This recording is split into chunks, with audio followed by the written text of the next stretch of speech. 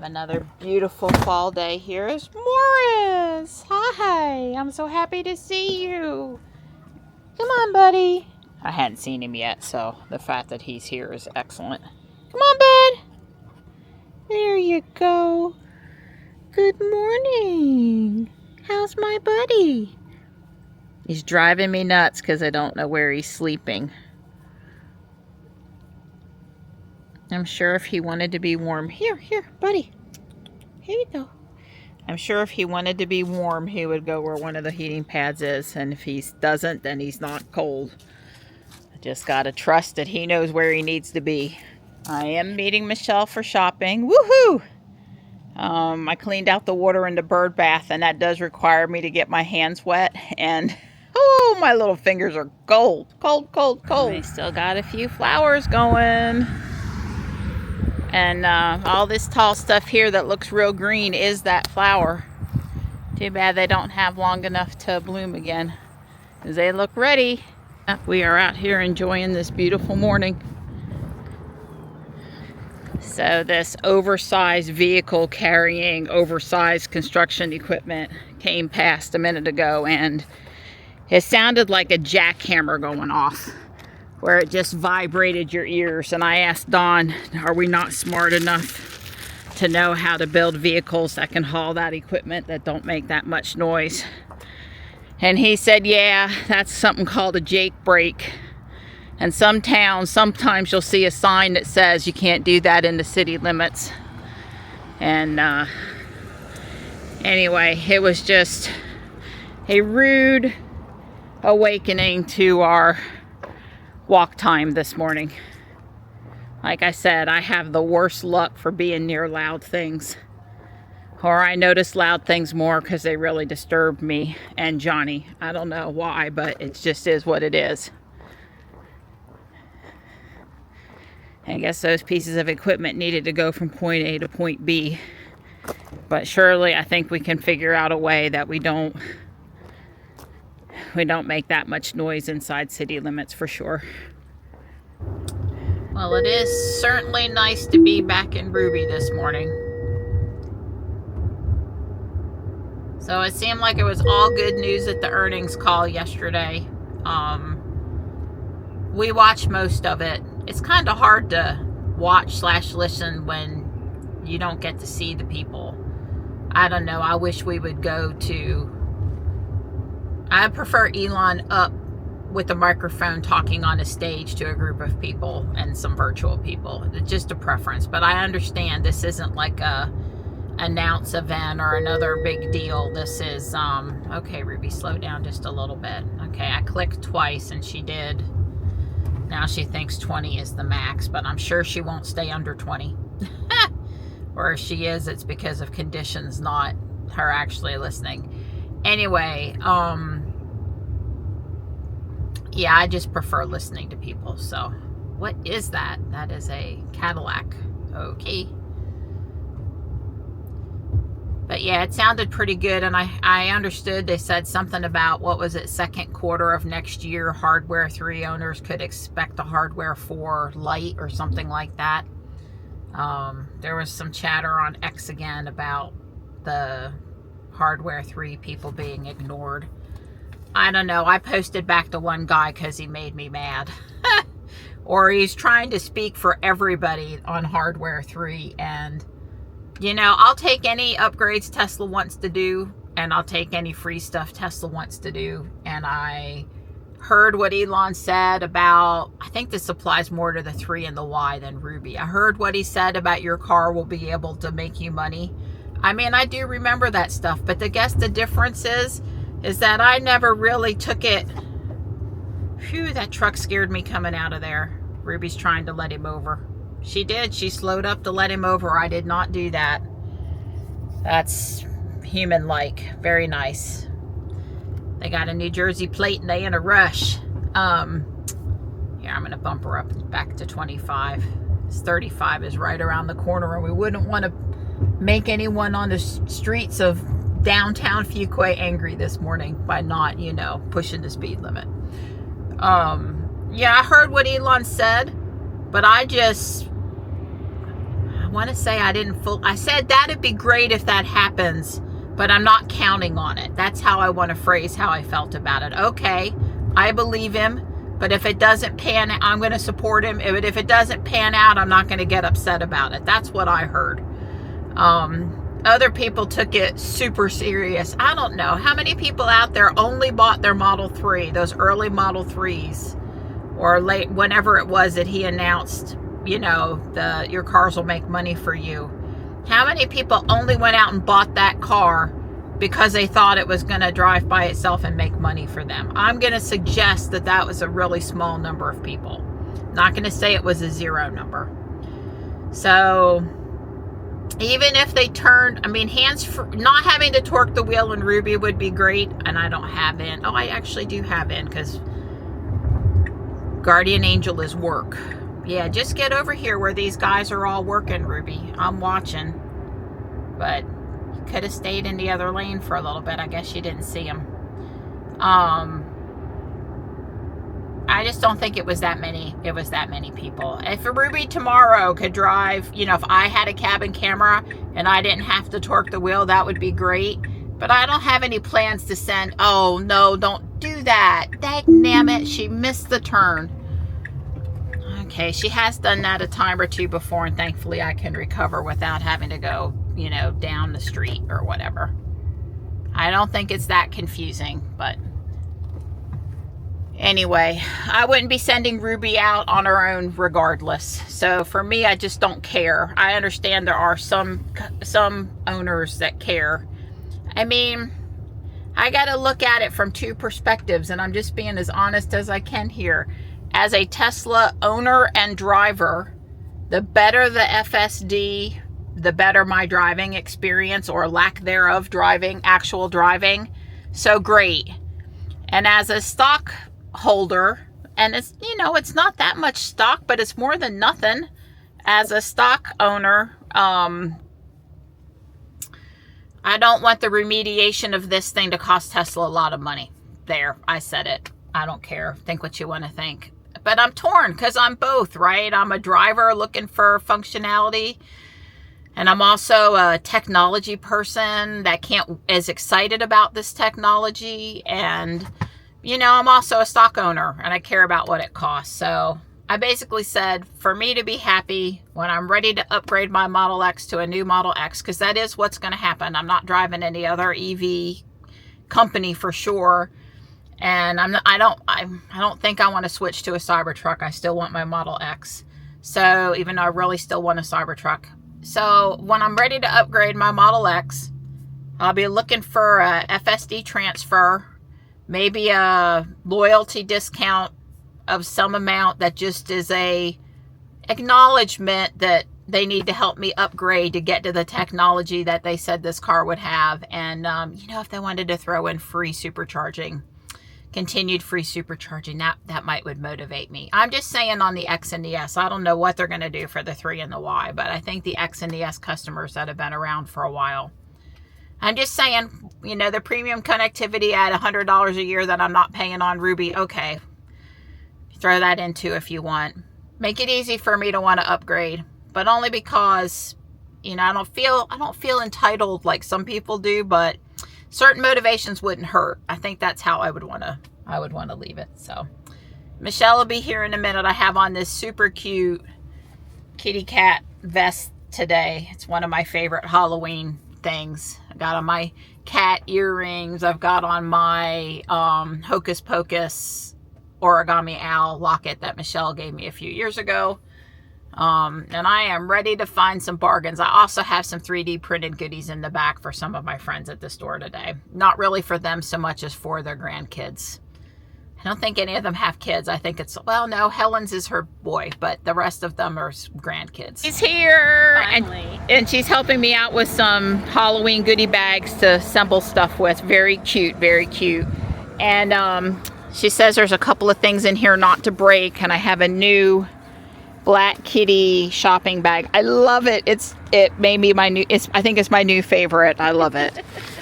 I was telling her how the lady at Whole Foods put 30 pounds of meat in one of these when I had 10 bags, and she could have easily split it up into 2, and that I just would be better off doing my own groceries, bagging them myself, or I'm just going to have to give more instructions because people just don't make good choices. Exactly. So you think you can put it up for 2 days before you have to take it away from Micho from him destroying it? It's pretty sturdy, but and this is for you. When Rosemary opens hers, you'll see yours. Okay. Oh. And then the rest of this stuff we gotta bag up. It's really cute, and it's only $2. But you know what? I would 3D print it. It's a good thing it doesn't glow, and it has a small chip. But this is a Fenton Epergen horn. I don't know what that is, but I did look it up, and some of them glow, but not this one. Isn't that gorgeous? And it goes for much more on eBay. So that's actually a really good deal. So this is Avon, and the head slides off, and it smells just like Avon. It brings back so many memories. I came over here to look at it because I thought it might glow. They have $3 on it because it's as is. Michelle says she'll find me a doodad to glue him on 2 eyes that match. I like it. And I don't think $22 is a horrible price, but I don't think it'll last outside worth a flip. Probably not even summer outside. So yeah, it had dirt in it. It's got a hole in the bottom of it. It's already got a couple of stress cracks though. So it just gotta, sometimes you like it and you still gotta walk away. Aww, it's not the best quality mug. It feels like it would chip super easy, but it is. Oh, there's more of them too. Aww. They have $4 on it. The mugs today, for whatever reason, are priced really high. I do not care. Not a sentiment that I have, really, but, you know, it's kind of cute with the donut on it. Michelle's doing the weekly check for specimen jars. We haven't found any great ones lately, but we keep looking. She needs more cloaks, but then also sometimes she wants fluid in them, and then she needs like a real jar. Specimens. She didn't say what kind of specimens, and I think this is a don't ask, don't tell situation. Yes, whatever Spectre brings me. No. There's a whole new series of flags again, and there are some nice ones. I have several cardinal already.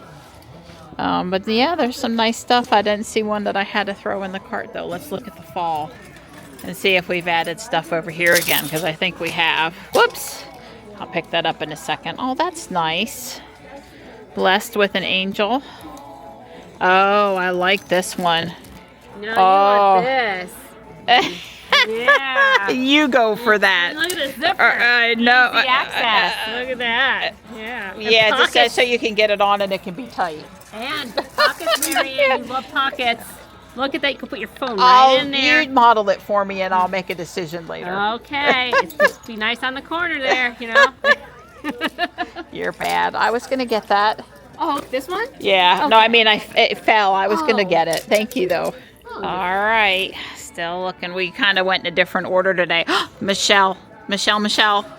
Look, this belongs at your house. I don't know how you missed that. You did. That's pretty amazing. Yes, she will put something spooky in it. This way comes, and that way goes. Mermaid kisses and starfish wishes. Another great sign if we lived at the beach. So we use Google Lens to figure out the name of the artist, and then we use Grok to learn about the artist. Destiny Blue. She's going to take this print home for $1 for Ariel. But I have shown Michelle how to Grok herself. Not that I'm not willing to do it for you when we're together, because I guess I own that, and that's totally fine. But, you know, when you're out without me, you can Grok too.